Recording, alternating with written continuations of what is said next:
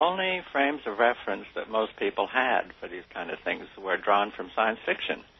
I mean, nobody sat around and read boring parapsychology periodicals and things like that. So they had these science fiction ideas, and that's what they were thinking they were working with. And I says, well, we have to change that right away. In fact, I once gave a presentation in a place I don't even think I should mention here, and I say you can't get anywhere if you're going to think of this in terms of science fiction. You have to think of it in terms of real phenomena. And real phenomena are acting differently from how these things are presented in science fiction. So, did you scare the people you worked for? Sure. I mean, I didn't set about to do that, but, for instance, all through 1972 and 73, people would come from Washington to talk with Puthoff, but they wouldn't want to talk with me. They wouldn't even eat lunch with me because they were afraid I could read their minds. Could you? Well, sometimes. And I said, well, what can I do about this? So I had to eat lunch alone. I had to go to this little cheapo cafeteria while they sat in the dining room over there and talked about me.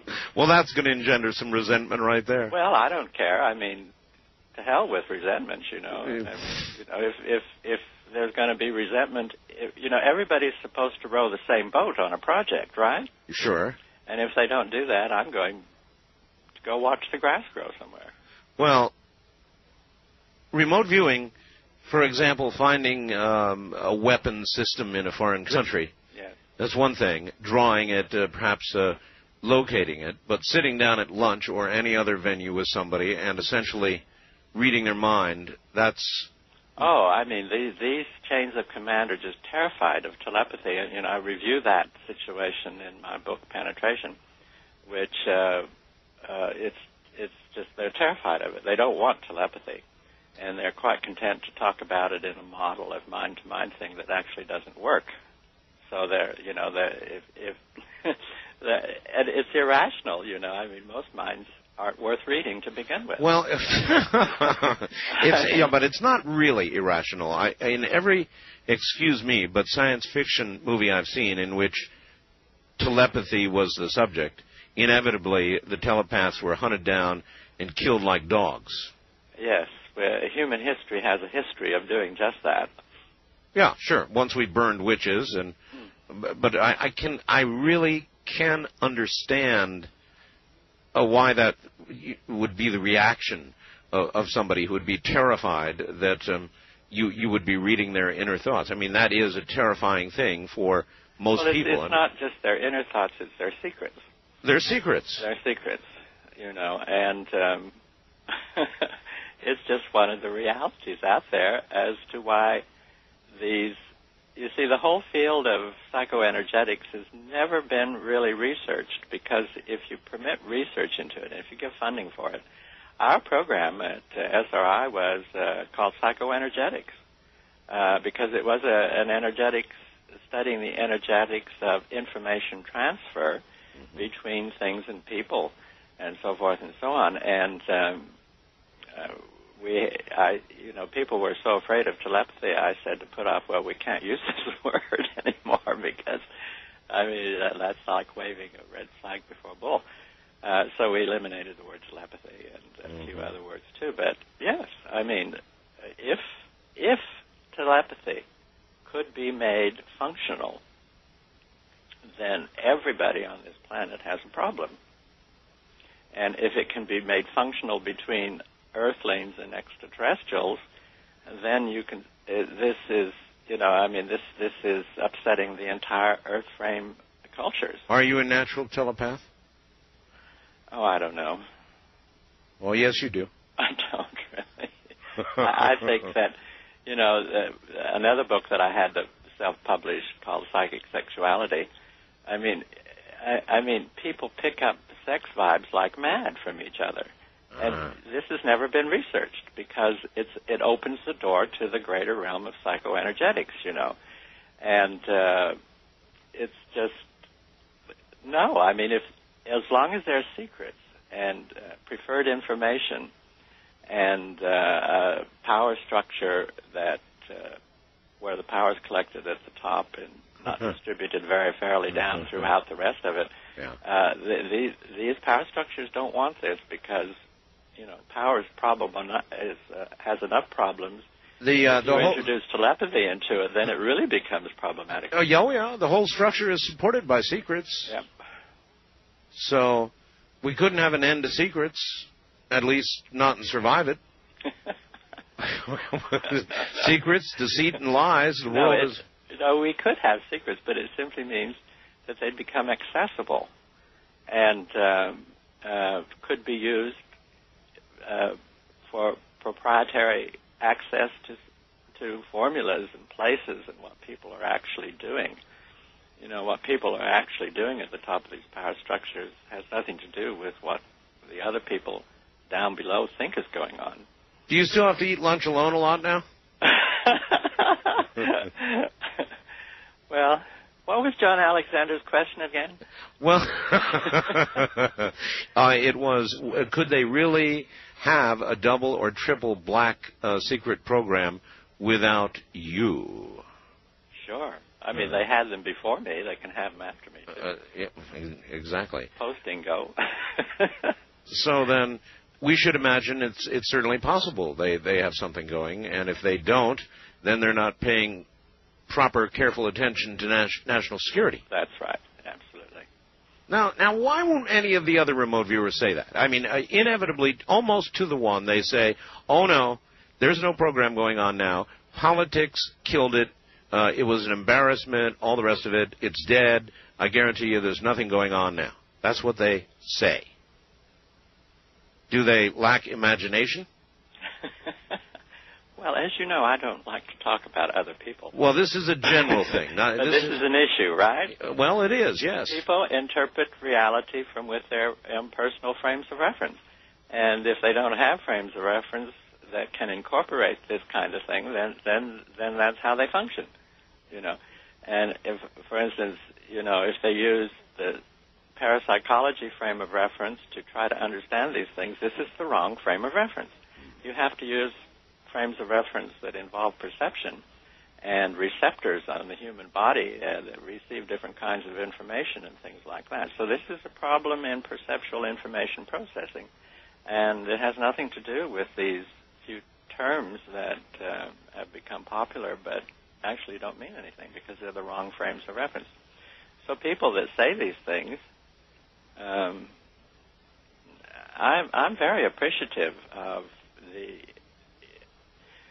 the American genius that occupies a great part of these chains of command. I mean, there are really some really smart people that are around. There are a lot of idiots too, but there's lots of smart people working on these things, and I mean, this is an area to be investigated. But the discoveries in it are so sensitive that the general public has to become convinced that there's nothing to it.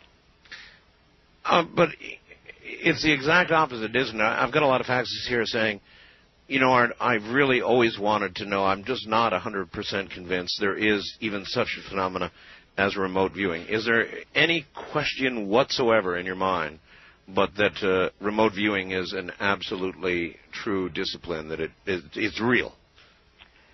Well, I mean, that could be my personal opinion, but the evidence is that the SRI program was funded for 20 years, well, actually 18 years.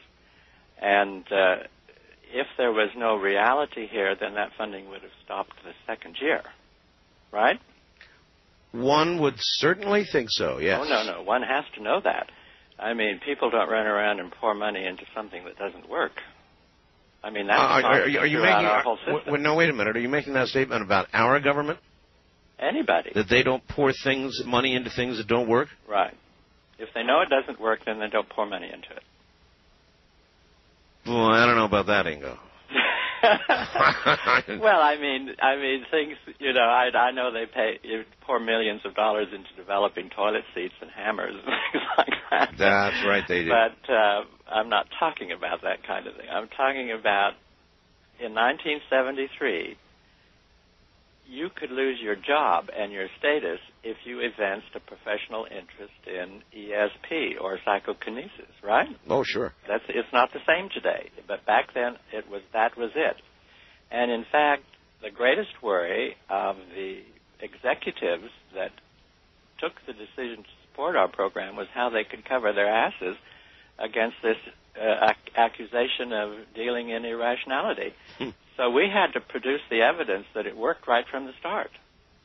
And it was only that evidence that can explain the long investment of the various agencies that kicked in money for it.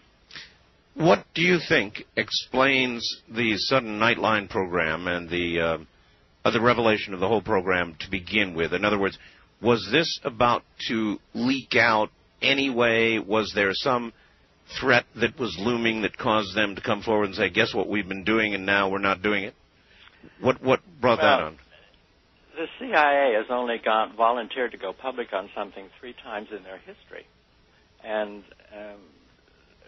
the discrediting of remote viewing was one time, and it was completely unexpected at that time. Yeah, but they do everything for a reason. Yes, but you have really to look into what those reasons might be, you know.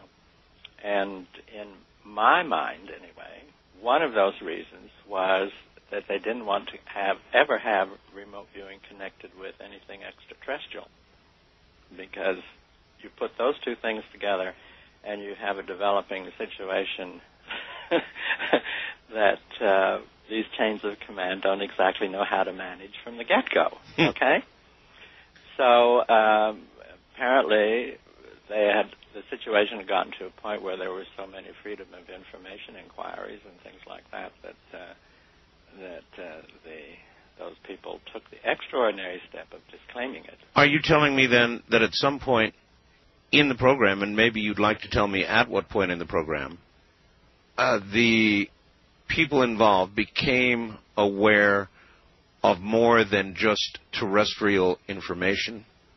Well, actually, I think it was Pat Price. You've heard of him, haven't you? I've heard the name. Yes, he was one of the early people that worked with Hal and sometimes with me.